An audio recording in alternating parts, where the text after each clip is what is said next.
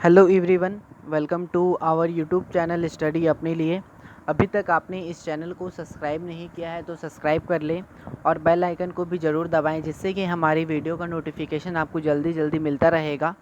और वीडियो को पूरा देखें, क्योंकि आज के इस वीडियो में हम इसरो मास्टर कंट्रोल फैसिलिटी का जो क्वेश्चन पेपर जो पूछा गया था 2019 में जून मंथ में, ठीक है, 23 जून 2019 को जो क्वेश्चन पूछा गया था इलेक्ट्रिकल ब्रांच के लिए, जो 90 मिनट का पेपर हुआ था, 60 क्वेश्चन इसमें पूछा गया था। तो स्टार्ट करते हैं। तो इसका जो पहला क्वेश्चन है, इसमें जब पूछा गया है N alternating current of sine wave frequency 50 hertz has a maximum value of 100 ampere, it's average value. Means इसमें हम लोग को एवरेज वैल्यू पूछा गया, तो हम लोग को एवरेज वैल्यू का हम लोग को फॉर्मूला पता है। आई एवरेज का जो फॉर्मूला होता है आई एवरेज का जो फॉर्मूला होता है 2I मैक्स बाई पाई, ठीक है। तो हम लोग इसमें वैल्यू पुट कर देंगे 2, और आई मैक्स हम लोग का 100 दिया हुआ है, और पाई तो ओवरऑल हम लोग कैलकुलेट करेंगे तो हम लोग का आएगा 63.7 एम्पियर, ठीक है। अब हम लोग नेक्स्ट क्वेश्चन पे देखते हैं। तो एक कैपेसिटर है, तो कैपेसिटर क्या करता है, वो इजी पाथ फॉलो करता है इसी के लिए, और डीसी को क्या करते हैं, ब्लॉक करता है। तो इसका ऑप्शन जो होगा वो होगा ए नंबर। नेक्स्ट क्वेश्चन देखते हैं। Under which of the flowing cases the power dissipated in R3 in the circuit on will increase.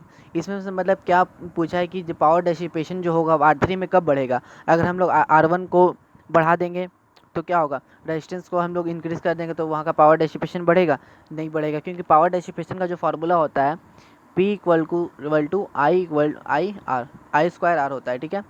तो हम लोग अगर R2 को भी बढ़ा देंगे, डबल कर देंगे तो भी नहीं होगा। अगर हम E को मीन्स वोल्टेज को कम कर देंगे तो बढ़ेगा, वोल्टेज कम कर देंगे तो भी नहीं बढ़ेगा। मीन्स अगर हम लोग R को हम लोग शॉर्ट सर्किट कर देंगे तब हम लोग का बढ़ जाएगा, ठीक है। इसका तो ऑप्शन होगा 4 नंबर। मीन्स R4 को हम लोग शॉर्ट सर्किट कर देंगे तो हम लोग का पावर डिस्ट्रीब्यूशन बढ़ जाएगा, मीन्स टोटल करंट जो आएगा ये इधर ही फ्लो करेगा।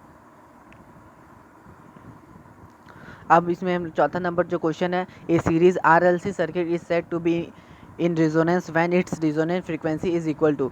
तो इसका जो एक सीधा सा फॉर्मूला होता है 1/2 पाई रूट अंडर LC, ठीक है। अब फिफ्थ क्वेश्चन देखते हैं। एन आइडियल करंट सोर्स है ज़ीरो। पहले तो ये बता देते हैं कि आइडियल करंट सोर्स का जो इंटरनल रेजिस्टेंस जो होता है वो इन्फिनाइट होता है। तो आइडियल करंट सोर्स का सोर्स जीरो कब होगा, ठीक है, जब उसका इंटरनल कंडक्टेंस का, ठीक है। अब the unit of magnetic flux density का यहाँ पे सीधा से यूनिट पूछा, तो मैग्नेटिक फ्लक्स डेंसिटी का यूनिट होता है वेबर। यहाँ पर टेस्ला देख के आप कंफ्यूज ना हो, ठीक है, टेस्ला नहीं होता है, वेबर होता है। अब हम लोग 7 नंबर क्वेश्चन देखते हैं। The current draw by a 120 volt DC motor of armature resistance 0.4 ohm and back EMF 112 volt. Means इसमें हम लोग को बैक EMF दिया हुआ है और वोल्टेज भी दिया हुआ है और हम लोग को रेजिस्टेंस भी दिया हुआ है, आर्मेचर रेजिस्टेंस। तो हम लोग को यहाँ पे आर्मेचर करंट निकालना है, तो हम लोग का उसका फार्मूला होता है IA equal to V minus EB by RA। तो हम लोग यहाँ पर जब वैल्यू पुट करेंगे तो क्या होगा, 120 माइनस 112 112 बटे 0.4। तो हम लोग इसको सॉल्व करेंगे तो हम लोग का आंसर आ जाएगा 20 एम्पियर। हम लोग नेक्स्ट क्वेश्चन पे देखते हैं। Two incandescent bulbs of 100 watt and 40 watt respectively connected in series across 230 volt supply, which bulb will glow bright। बीच में पूछा है कौन सा बल्ब ज़्यादा तेज़ी से जलेगा, ठीक है, किस बल्ब में ज़्यादा रोशनी होगा। तो इसका मतलब कि सीधा सा आंसर होगा 40 वाट। क्यों, क्योंकि ये बल्ब दोनों है वो है सीरीज़ में कनेक्ट हुआ है, इसीलिए, क्योंकि सीरीज़ में कनेक्ट हुआ है तो कम वाट का जो बल्ब होता है वो ज़्यादा ग्लो करेगा। अगर हम लोग पैरेलली कनेक्ट करते तो 100 वाट का बल्ब जो होता है वो ज़्यादा जलेगा, ठीक है, ज़्यादा ब्राइट करेगा। वही अगर इसमें पूछता है कि अगर दोनों बल्ब को एक साथ किए हैं, अगर हम ज़्यादा वोल्ट मतलब कि ज़्यादा वोल्टेज गया तो कौन सा बल्ब पहले फ्यूज़ कर जाएगा, तो 40 वाट का फ्यूज़ करे से बहुत सारा ऐसे क्वेश्चन पूछ सकता है। अब हम लोग देखते हैं 9th नंबर क्वेश्चन, जिसमें the function of breather in transformer. तो ब्रीदर का जो फंक्शन जो होता है ट्रांसफार्मर में, to arrest flow of moisture when outside air enter the transformer. Means बाहरी हवा को जब अंदर आता है तो उसको मतलब कि मॉइस्चर से बचाने के लिए इस्तेमाल होता है। और ब्रीदर जो होता है वो एक सिलिका जेल का बना हुआ होता है। ये भी क्वेश्चन पूछ सकता है। अब हम लोग 10th नंबर क्वेश्चन देखते हैं। द ऑब्जेक्टिव ऑफ ग्राउंडिंग और अर्थिंग इन इलेक्ट्रिकल सिस्टम, ठीक है। तो इसका जो होगा हम लोग लो रेजिस्टेंस, ठीक है, to provide a low resistance possible to ground. हम लोग ग्राउंड पे लो रेजिस्टेंस पॉसिबल करने के लिए इसका इस्तेमाल करते हैं। अब हम लोग देखेंगे 11th number question, in a transformer the resistance between the primary and secondary must be.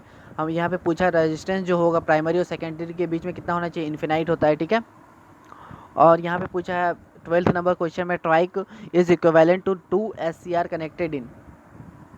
Trike किससे जुड़े 2 SCR से के बराबर है, तो वो होगा इनवर्स पैरेलल। अब हम लोग 30 नंबर क्वेश्चन देखते हैं, the instrument use for measuring insulation resistance of electric current related to earth and other one other. तो इसका जो ऑप्शन होगा वो होगा मेगर, ठीक है। ये मेजरमेंट का क्वेश्चन है, इसका होगा मेगर। अब यहाँ 14 नंबर क्वेश्चन है, alternating current power is transmitted at high voltage, ठीक है। एसी में जो पावर जो होता है वो हाई वोल्टेज में ट्रांसमिट होता है। तो इसे क्यों होता है, क्योंकि टू मिनिमाइज ट्रांसमिशन लॉस को हम लोग को कम करने के लिए हम लोग करते हैं। अब हम लोग नेक्स्ट क्वेश्चन देखते हैं, एन एमीमीटर, जो एमीमीटर है, ठीक है, is inserted in series. Ammeter को हम लोग सीरीज में ही लगाते हैं न circuit and current to be measure flow through, और उसके बाद हम लोग उससे करंट मेजर करते हैं। अब हम लोग 60 नंबर क्वेश्चन देखेंगे, विच of the following is not an integrated instrument. इसमें से कौन सा जो इंटीग्रेटेड इंस्ट्रूमेंट नहीं है, तो वोल्ट मीटर जो है उसमें इंटीग्रेटेड इंस्ट्रूमेंट नहीं है, क्योंकि ampere hour meter, watt hour meter, ये सारा इंटीग्रेटिंग इंस्ट्रूमेंट है। अब हम लोग देखते हैं क्वेश्चन नंबर 17। यहाँ पे क्वेश्चन नंबर 17 में है, which of the flying class of insulation can withstand the highest temperature. तो इसको मतलब याद करने का तरीका है, young and energetic for her command, ठीक है। तो YAEFS करके है, जो मतलब कि जो सबसे नीचे है वो लोअर हो जाएगा, हाइयर हो जाएगा, और जो सबसे ऊपर है वो लोअर हो जाएगा। अगर यहाँ पे C दिया हुआ रहता, ठीक है, क्लास C, तो हम लोग उसको टिक करते हैं, पर यहाँ पर H दिया हुआ है, क्योंकि C से ऊपर H है, तो हम लोग यहाँ पे H को टिक करेंगे, ठीक है। A नंबर हम लोग का ऑप्शन हो जाएगा। अब हम लोग क्वेश्चन नंबर 18 को देखते हैं, the air gap between stator and armature of an electric motor is keeped small in order to. मतलब कि एक विद्युत मोटर के स्टेटर और आर्मेचर के बीच की वायु रिक्त को छोटा रखा जाता है। मतलब छोटा क्यों रखा जाता है, तो इसलिए हम लोग रखते हैं कि हम लोग मैग्नेटिक फील्ड को स्ट्रॉन्ग करने के लिए। अब हम लोग 19 नंबर क्वेश्चन देखते हैं, squirrel cage inductor motor refuses to start because of magnetic locking between stator and rotor teeth called as cogging. तो इसका मतलब कि ऑप्शन जो होगा वो C नंबर होगा, कॉगिंग। अब हम लोग 20 नंबर क्वेश्चन देखते हैं, which of the following DC motor should not be started on low load. Means इसमें पूछा है नो लोड में कौन सा DC मोटर जो होता है कि वो मतलब स्टार्ट नहीं होता है, तो होगा सीरीज मोटर। अब हम लोग देखते हैं 21 number question, SI unit of illuminance is. Illuminance का SI यूनिट पूछा है, तो सीधा उसका होता है LUS, लक्स, ठीक है। नेक्स्ट क्वेश्चन देखते हैं, the device located in the exhaust system to reduce the exhaust noise in is called. Means मतलब कि एक ऐसा डिवाइस, मतलब इसमें कौन सा एक डिवाइस है जो कि मतलब कि एग्जॉस्ट सिस्टम में इस्तेमाल करते हैं नॉइस को कम करने के लिए, तो उसका ऑप्शन जो होगा मफलर। क्योंकि मफलर को हम लोग एक साइलेंसर भी बोल सकते हैं, ठीक है। गाड़ी के पीछे जो साइलेंसर लगा हुआ रहता है उसको आप मफलर भी बोल सकते हो, ठीक है। दोनों एक ही चीज़ है। 23 number question, a 10 microfarad capacitor was tested by a multimeter using resistance measuring range. If the multimeter reads 0, it can be considered at the capacitor is short circuit, means capacitor को शॉर्ट सर्किट कर देंगे तभी होगा। अब हम लोग 24 number question देखते हैं, तो the transformer used in welding set is. Means इसमें ट्रांसफार्मर जो होता है, ठीक है, ट्रांसफार्मर को हम लोग वेल्डिंग सेट में इस्तेमाल करते हैं, ठीक है। वेल्डिंग सेट में कौन सा ट्रांसफार्मर का इस्तेमाल करता है, तो यहाँ पे 4 ऑप्शन है, तो इसका जो ऑप्शन होगा वो होगा स्टेप डाउन ट्रांसफार्मर, ठीक है, मीन्स B नंबर, ठीक है। स्टेप डाउन ट्रांसफार्मर का हम लोग वेल्डिंग सेट के लिए इस्तेमाल करते हैं। 25 नंबर question, which type of loss is not common to transfer and rotating machine. क्योंकि कोई भी मैकेनिकल पार्ट का मूवमेंट नहीं होता है, इसलिए हम लोग को विंडेज लॉस होगा यहाँ पे, ठीक है। 26 number question, power factor of industrial undertaking is low because of the use of, ठीक है। निम्न के उपयोग के कारण औद्योगिक प्रतिष्ठानों का विद्युत घटन अल्प होता है। तो इसका ऑप्शन जो होगा large number of induction motor अब यहाँ पे अब एक इजी क्वेश्चन पूछा गया है, storage of 1 KB means following number of bite. Means 1 KB कितना के बराबर होता है, तो जैसा कि हम लोग जानते हैं 4 बाइट जो हम लोग का होता है, 4 बाइट, ठीक है, वो हम लोग का, ठीक है, 4 बिट जो होता है वो हम लोग का 1 बाइट के बराबर होता है, और 1024 बाइट जो होता है हम लोग का 1 KB के बराबर, तो मीन्स हम लोग का वहाँ पर होगा 1024। अब यहाँ पूछा Fleming left hand rule is applicable to. Fleming left hand rule हम लोग डीसी मोटर के लिए इस्तेमाल करते हैं, और फ्लेमिंग राइट हैंड रूल हम लोग डीसी जनरेटर के लिए इस्तेमाल करते हैं, ठीक है। इससे एक क्वेश्चन और भी पूछ सकता है, ठीक है, राइट हैंड रूल हम लोग डीसी जनरेटर के लिए इस्तेमाल करते हैं। अब 29 number question, an ideal transformer will have maximum efficiency when. Ideal transformer का मैक्सिमम इफिशियंसी कब होगा, जब कॉपर लॉस और आयरन लॉस दोनों बराबर होगा।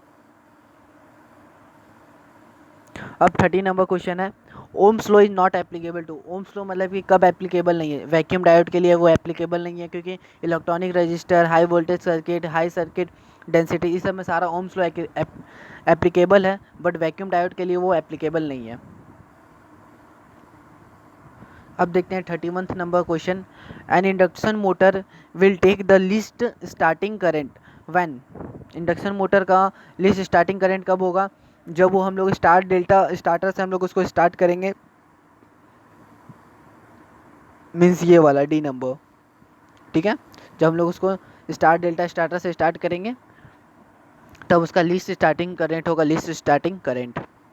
अब हम लोग देखते हैं 32 question, the AC bridge used for measuring of dielectric losses of a capacitor is. ठीक है, तो इसमें पूछा है एसी ब्रिज हम लोग मेजरमेंट में, AC bridge use for measurement of dielectric losses of capacitor is, तो इसका होगा शेयरिंग ब्रिज, ठीक है, शेयरिंग ब्रिज होगा ए नंबर। अब हम लोग देखते हैं question number 33, the type of filter attenuate all frequency between two cut off frequency and passes all other frequency. इसमें मीन्स पूछा एक ऐसा फिल्टर का नाम बताइए जो कि मीन्स है ना दो फ्रीक्वेंसी के बीच को मतलब पास कर सकता है। मीन्स देखिए जैसे कि, ठीक है, ये है F1 है, ये है F2। मीन्स F1 से F2 तक फ्रीक्वेंसी को पास कर देगा, फिर उसके बाद का फ्रीक्वेंसी ना उससे पहले का फ्रीक्वेंसी को पास करेगा ना उसके बाद का फ्रीक्वेंसी को पास करेगा, तो इसको हम लोग बोलते हैं बैंड एलिमिनेशन फ़िल्टर। अगर लो फ्रीक्वेंसी को अगर वो पास करेगा तो उसको हम लोग लो पास फ़िल्टर बोलेंगे, अगर वो हाई फ्रीक्वेंसी को पास कर देता तो हाई पास फ़िल्टर, और बैंड पास फ़िल्टर मीन्स है ना कोई सर्टेन बैंड के तक वो पास करे तो बैंड पास फ़िल्टर, ठीक है।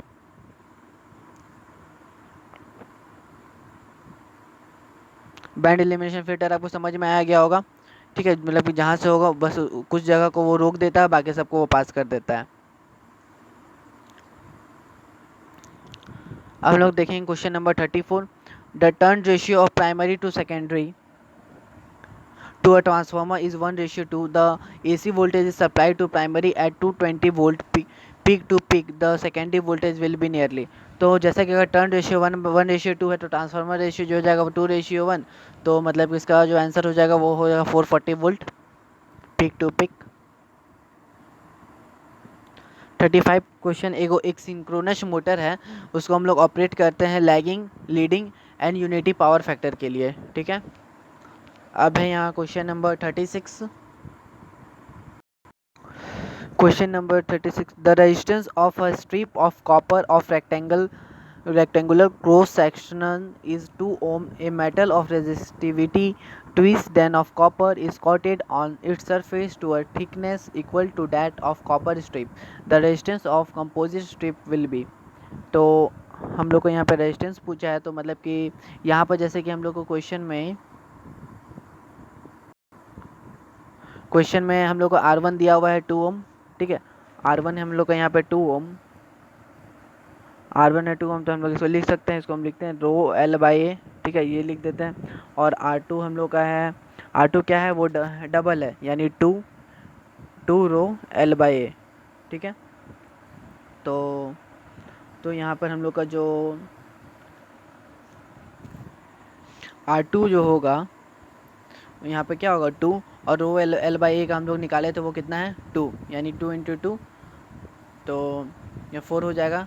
R2 हो जाएगा हम लोग का 4, और R1 हम लोग का है 2 ओम, और दोनों क्या है पैरेलल में है, यानी जब ये R1 और R2 हम जो हम लोग का पैरेलल में है, तो इसका मतलब कि हम लोग पैरेलल निकाले होता है 2 मल्टीप्लाई बाई 4 डिवाइडेड बाई 6, ठीक है, 4 + 2 6, तो ऊपर में हो जाएगा 8 और नीचे में हो जाएगा 6, यानी 4/3, यानी हम लोग का आंसर हो जाएगा बी नंबर 4/3 ओम। अब हम लोग देखते हैं क्वेश्चन नंबर 37।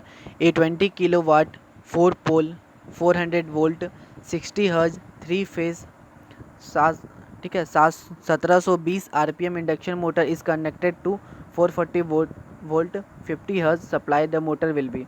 तो हम लोग जैसा यहाँ पे मतलब कि सिंक्रोनस मोटर का हम लोग जानते हैं NS = 120, ठीक है, 120 फ्रीक्वेंसी बाई पी, ठीक है, नंबर ऑफ पोल। तो 120, तो हम यहाँ पे लिख सकते हैं जैसे कि NS जो होता है वो होता है 120 F/P, ठीक है।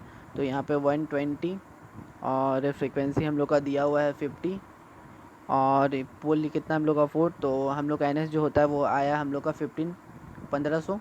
तो हम लोग को ये जो ओवरऑल कितना से कम होगा, तो 1700, जो 1500 से कम होगा मतलब कि 1720 से भी कम ही होगा, तो ओवरऑल मीन्स हम लोग का डी होगा इसका आंसर। अब हम लोग देखते हैं क्वेश्चन नंबर 38। तो an electric heater draws 1000 watt from a 250 volt source, what power will be drawn from a 200 volt source if the resistance is half. अगर रेजिस्टेंस को हम लोग आधा कर देते हैं, ठीक है। तो इसको सॉल्व करने के लिए जैसे कि हम मतलब कि क्वेश्चन में दिया हुआ है, R1 का हम लोग फार्मूला जानते हैं V²/P, ठीक है। अगर वोल्टेज है 250/10, तो ऊपर हो जाता है 625/10, और उसमें मतलब कि पूछा है कि अगर हम लोग P2 को मतलब कि R2 को हम लोग डबल कर देते हैं, ठीक, आधा कर देते हैं R2 को।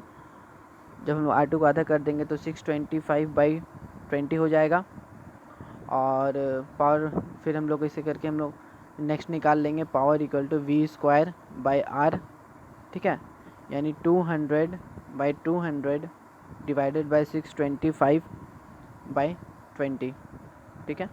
तो इसको हम लोग सॉल्व करेंगे तो हम लोग का 640 वाट हम लोग का आ जाएगा। 39 नंबर हम लोग क्वेश्चन देखते हैं। 39 नंबर क्वेश्चन में पूछा है if a current of 1 ampere passed through a lamp for 100 seconds, the number of coulomb of charge passed through the lamp in that time must be, ठीक है। तो मतलब कि हम लोग एम्पेयर फार्मूला A = Q/T होता है, ठीक है, और Q = एम्पेयर बाई टाइम।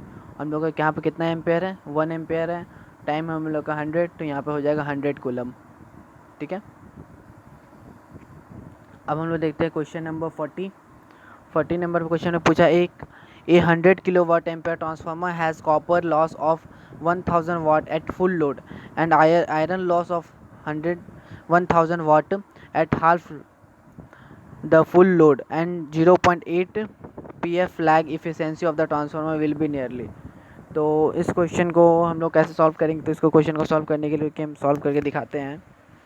यहाँ पे हम लोग को फुल लोड में दिया हुआ है, पावर हम लोग को दिया हुआ 1000, ठीक है, I²R 1000 दिया हुआ है फुल लोड में, और जब हम इसको ऐसा आधा कर देते हैं करंट को, यानी I/2²R, तो हम लोग का I²R/4 वो हो जाता है हम लोग का 1000/4, यानी 250 वाट, ठीक है।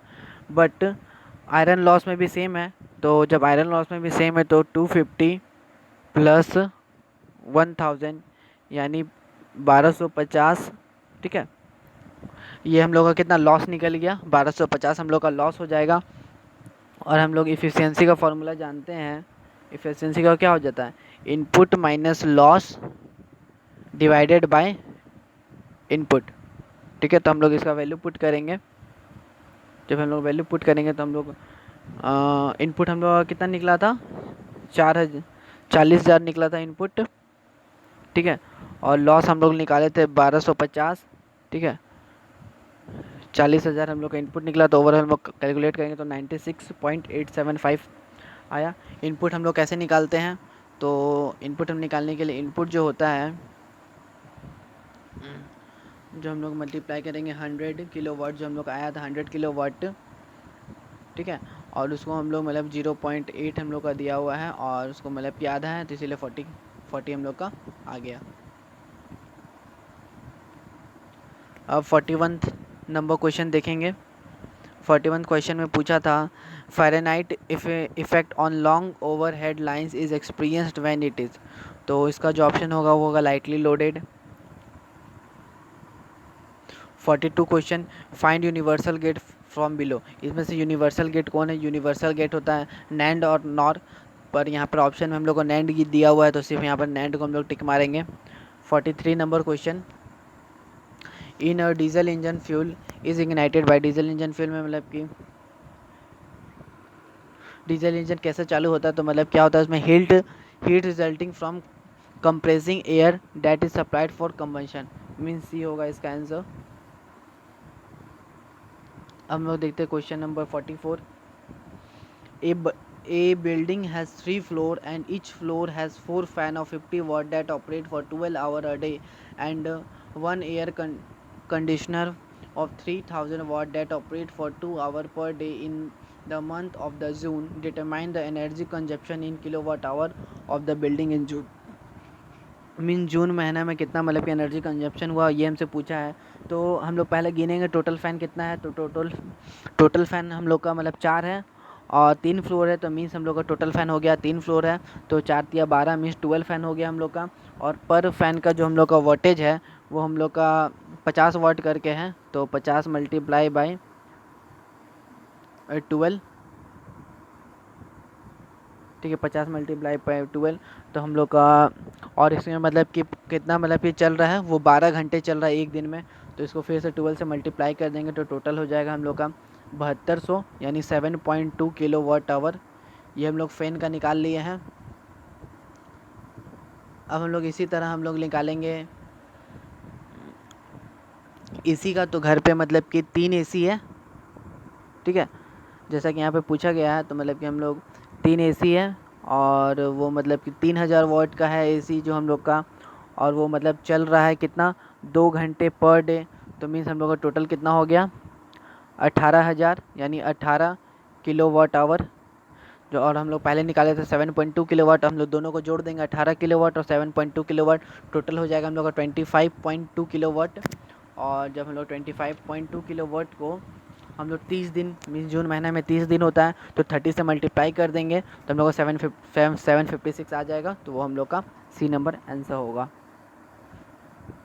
नेक्स्ट क्वेश्चन है what are the on off terminal of a transistor when it is operated at a switch, हम लोग ट्रांजिस्टर को स्विच की तरह ऑपरेट करते हैं तो उसका ऑन ऑफ टर्मिनल कैसा होता है, कलेक्टर टू इमीटर होता है।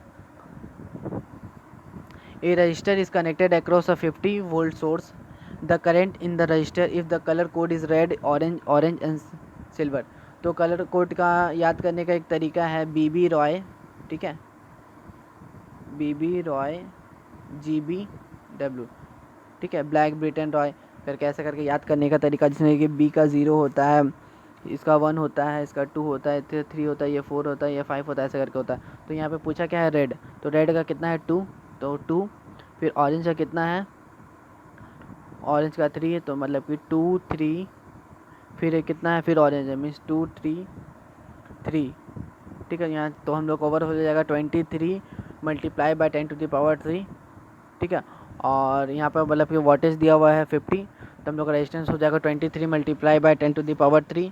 इसको में हम लोग करेंट अगर निकालना है तो आई इक्वल टू कितना होगा 50 बाय, हम लोग इसका निकाल लिए 2 3, क्योंकि रेड का होता है 2, ऑरेंज का होता है 3, और फिर उसके बाद ऑरेंज है, ऑरेंज सिल्वर है, तो 10⁻3, तो हम लोग इसको सॉल्व करेंगे 2.17 आएगा मिली एम्पियर। अब लोग देखते हैं question number 47 to prepare P type semiconducting material the impurities to be added to silicon, में सिलिकॉन में कौन पी टाइप मटेरियल जब हम लोग बनाते हैं तो कौन कौन से इम्प्योरिटी ऐड करते हैं, तो बोरॉन और गैलियम इम्प्योरिटीज़ को हम लोग ऐड करते हैं। अब हम लोग का नेक्स्ट क्वेश्चन है 48, इसमें हम लोग को the time constant for the circuit shown below, तो इसमें हम लोग को टाइम कांस्टेंट पूछा है, तो यहाँ पर देख सकते हैं आप ये 2 एम्पेयर ये 2 एम्पेयर है, तो दोनों जब ये 2 एम्पेयर है तो ये कितना हो जाएगा सीरीज़ पैरेलल में है तो ये हो जाएगा 1 एम्पियर, ठीक है, और 1 किलो एम्पियर हो जाएगा, और ये भी हो जाएगा 1 किलो एम्पियर, ठीक है। तो हम लोग का टोटल हो जाएगा 2 किलो एम्पियर, और टाइम कांस्टेंट का जो हम लोग का फार्मूला होता है, ठीक है, टाइम कांस्टेंट का जो हम लोग का फार्मूला होता है वो होता है RC, ठीक है। और हम लोग का R जो हो गया हम लोग का 2 किलो एम्पियर है, तो यानी 2 × 10⁻³ और कैपेसिटर जो हम लोग का वैल्यू दिया हुआ है मल्टीप्लाई बाय 0.1 × 10⁻⁻6, 10⁻, इसलिए 6 हुआ क्योंकि माइक्रो में है, इसीलिए जब हम लोग इसको सॉल्व करेंगे 2 × 10⁻³ मल्टीप्लाई बाय 0.1 मल्टीप्लाई बाय 10⁻⁻6, तो हम लोग का आ जाएगा 0.2 मिली माइक्रो सेकेंड, ठीक है। अब हम लोग देखते हैं question number 49। In LCR series circuit the power consumption will be least when. LCR circuit में पावर कंजप्शन कब कम होता है? जब R का वैल्यू हम लोग का 0 होगा। अब question number 50। One of the winding of a transformer is made of thin wire and the other of thick wire, which of the following statement is true. इसमें मतलब कि कौन सा स्टेटमेंट सही है?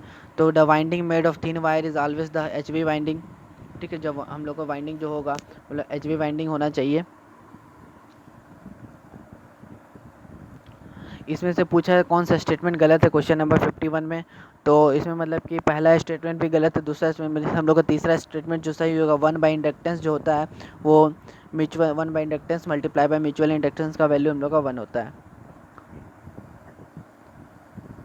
Question number 52। If one cycle of AC waveform occur every millisecond the frequency will be. तो इसमें मतलब फ्रीक्वेंसी पूछा है, तो फ्रीक्वेंसी का हम लोग जानते हैं फ्रीक्वेंसी जो होता है 1/t होता है, ठीक है। और यहाँ पर टाइम दिया हुआ है 10⁻⁻3, क्योंकि मिली है, मिली सेकेंड है 10⁻⁻3। जब ये ऊपर जाएगा तो 1000 हो जाएगा, तो यहाँ पर होगा 1000 hertz. Question number 53। Two capacitor each of breakdown voltage 250 volt are connected in parallel, the breakdown rating of the combination will be. अगर कैपेसिटर पैरेलल में है तो मतलब कि पैरेलल में तो वोल्टेज सेम होता है, ठीक है, और इसीलिए हम लोग का 250 वोल्ट ही होगा तीनों जगह। अब question number 54। A circuit having resistance and inductance operate on 50 Hz supply if the supply frequency is increased to 50-60 Hz। Means इसमें मतलब कि क्वेश्चन में मतलब कि दिया होगा, तो इसका जो ऑप्शन जो होगा वो होगा C number. Current draw will request, current जो होगा वो कम हो जाएगा। कैसे कम हो जाएगा? क्योंकि हम लोग का करंट जो होता है I जो होता है वो V/Z के बराबर होता है, ठीक है। अगर हम लोग Z का जैसे कि हम लोग लिख सकते हैं ना, Z किसके बराबर होता है? √R² प्लस XL का स्क्वायर, ठीक है। और XL किसके बराबर होता है? 2πfc, ठीक है। जब यहाँ पर हम लोग का फ्रिक्वेंसी बढ़ेगा तो Z का वैल्यू बढ़ेगा, ठीक है। जब Z का वैल्यू मतलब कि बढ़ेगा तो ये मतलब कि कम हो जाए, तो करंट हम लोग का क्या हो जाएगा? कम हो जाएगा। अब क्वेश्चन नंबर 55। क्वेश्चन नंबर 55 में देखते हैं which of the following is the best conductor of electricity. तो सॉल्ट वाटर जो होता है वो मतलब कि बेस्ट कंडक्टर ऑफ इलेक्ट्रिसिटी है। Question number 56। In an AC circuit the ratio of kilowatt by kilowatt ampere is known as. तो power, इसका होगा पावर फैक्टर, क्योंकि पावर फैक्टर का जो फार्मूला होता है वो होता है ट्रू पावर फैक्टर का जो फार्मूला होता है वो होता है true power bye apparent power, ठीक है। हम लोग नेक्स्ट क्वेश्चन को देखते हैं, क्वेश्चन नंबर 57।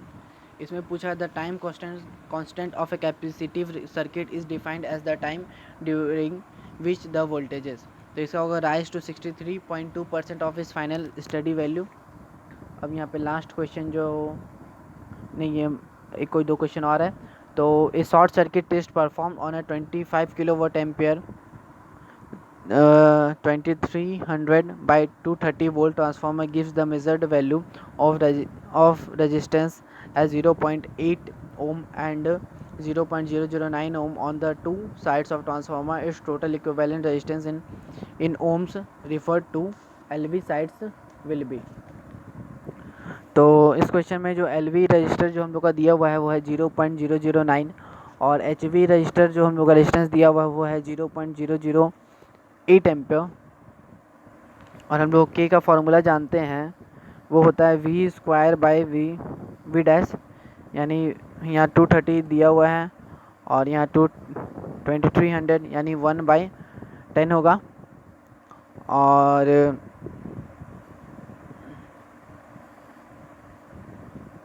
और यहाँ R1/R2 यानी R1 हम लोग का 0.8 है और R2 क्या कहते हैं 0.09, ठीक है।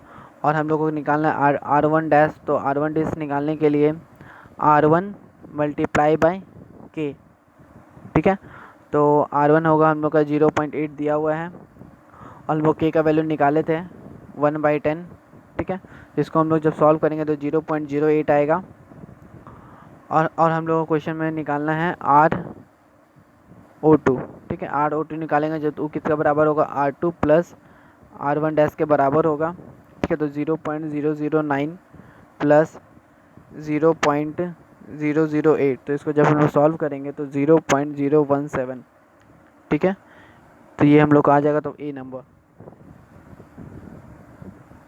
और 9 number question, the density of the acid in a lead battery gives an inductance of, तो EMF ऑफ द बैटरी इसका आंसर करेक्ट आंसर होगा। अब 16 number question, when armature current of a DC series motor is reduced by 50%, the torque of motor will become 25% of previous value के 25% के बराबर हो जाएगा। तो अब इस वीडियो को अगर आपको पसंद आया तो इसे लाइक करें और अपने दोस्तों तक शेयर करें। Thank you for watching. अगर आपको कोई भी तरह का भी दिक्कत हो तो आप कमेंट में हमें बता सकते हैं। Thank you.